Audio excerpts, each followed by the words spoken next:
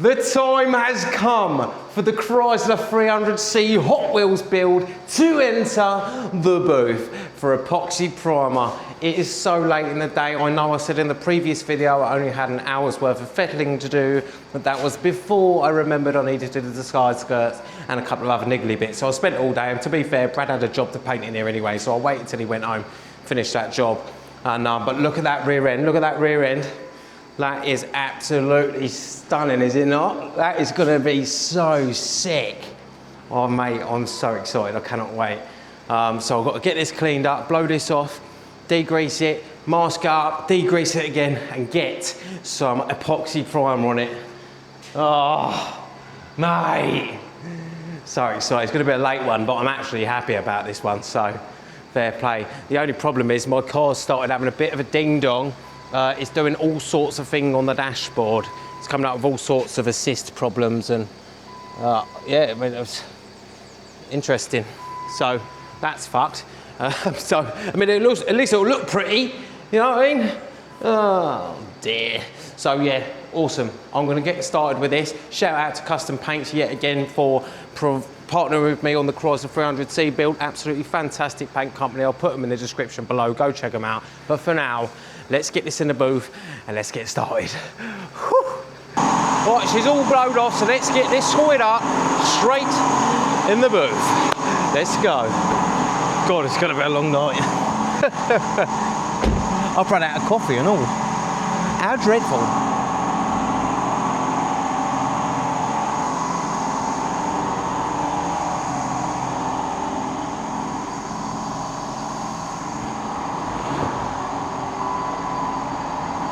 Just look at that menacing front end, mate. If you're a painter, or if you're not maybe, you know that when the primer goes on, things start getting very, very juicy. You can finally see in one colour the thing that you've been sculpting for a long ass time. In this case, not very long, just an incredible amount of hours. It's taken me so much commitment and effort to get it to this point in such a short space of time. But it's finally, tonight, Wednesday night, it is going to be in epoxy primer. Very good, very nice. First things first, I'm going to use my cloths that I got from TikTok shop. 36 I think I've got in a pack, absolute bargain for a couple of quid. And they're pretty good as well, decent size. And I'm going to use this with me Spectral 785 degreaser. I'm going to mop down the entire car. Now, this is because when it's dusty, you can't always see everything that you've sanded. So I'm going to give it a good old degrease, a good old wipe down, basically washing it, and make sure I haven't missed anything, correct anything that I have missed. If not, then I'll go around all the trims, all the other bits, do that all again, and then I can tape it up. I've got a nice, clean, perfect surface to be taping up to, and then we can start sheeting her up, and then I'll degrease it again, because I'm anal like that. So I have loaded this right up. I wouldn't usually do this, and this is not how you degrease a panel, but I'm not really doing it for the degreasing benefits. I'm doing it as a bit of a dry clean because it evaporates so quick, because I need to be able to see anything that I may have missed. So when it's all wiped up and nice and clean, anything that's still shiny, I can attack with the sandpaper.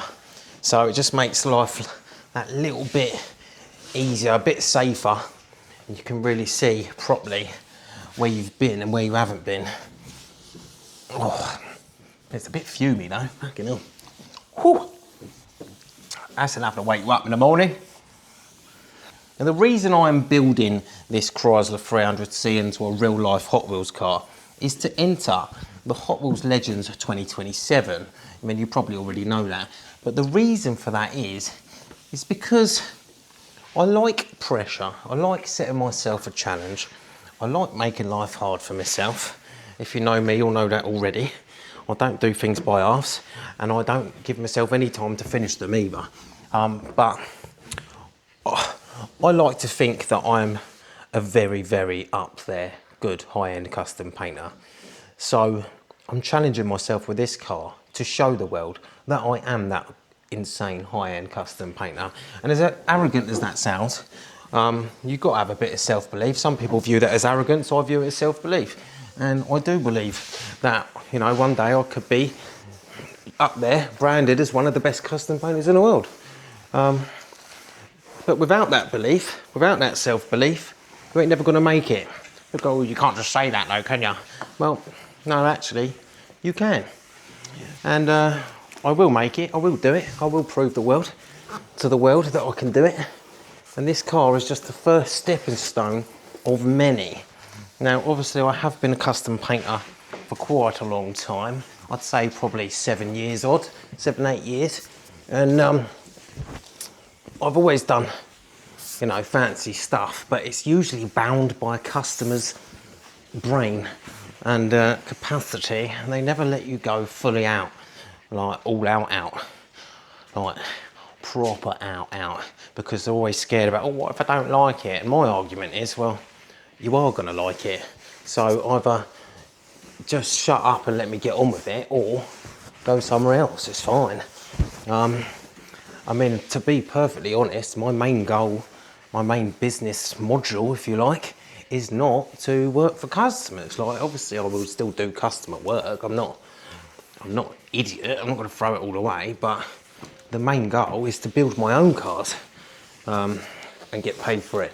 Not to piss us around with a customer's job, with customers that go, you know, well, I've got this idea off of Google and I want you to copy it exactly the same, because I won't do it. I literally won't do it, I refuse. One, I'm an artist more than a painter, so therefore I'm not gonna copy someone's art, because then I would not be performing artistry, I would be copying. So, you know, I won't copy stuff. I have done in the past, and I wasn't very proud of myself for doing it. It's a little bit humiliating, you know. Someone chose a picture off of Google rather than trusting you with their own work. So this is kind of, you know, my fuck you car, my show you all what I can do car. And anyone that's got anything to say niggy against me, well, they can see this build, they can see how quick it came together, they can see how good it is, they can see how perfect that it's gonna be finished, and they can see all the fucking awards that it's gonna win, and be like, yeah, do you know what, fair play, he was right. So, yeah, that is that is basically what this car is about. Guys, it is 10:05 at night. It is finally ready for me to lay the epoxy down. Oh my God. Not bad for someone that was planning to paint and prime this at 10 in the morning. I'm only 12 hours behind. I'm absolutely shattered. I've had something to eat. I've had about 2 million coffees. And now I'm gonna lay the epoxy primer down on a Chrysler at bloody last. What I am gonna do is I'm gonna hide this microphone. I'm gonna chuck that on the side and turn it off, because I'm not gonna ruin my lovely £70 microphone from getting juju on it. Brave enough leaving the camera in there, to be fair, but I mean, it's what I bought it for, right?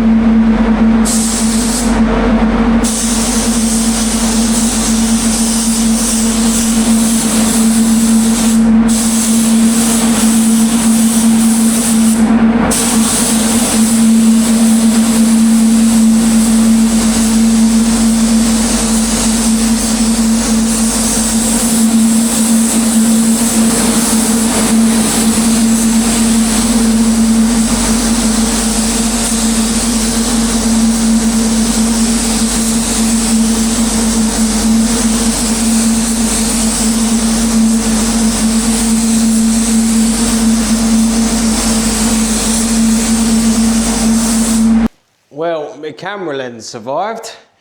The epoxy is on, but there was a few issues. Now, you'll notice there is a couple of random wet patches.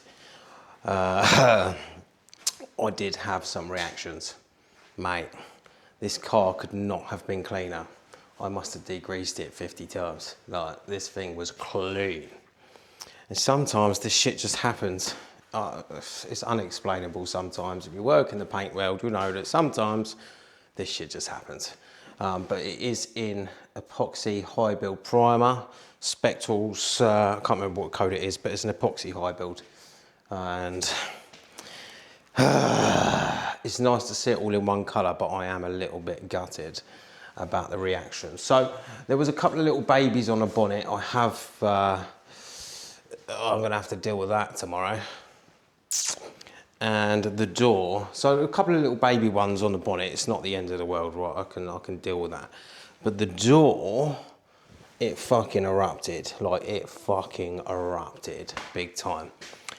So before I show you, because it was so bad, I thought, right, what I'll do, the only thing I can think of is try and get that off whilst the solvent issue, not the solvent, sorry, the silicons or whatever is in it,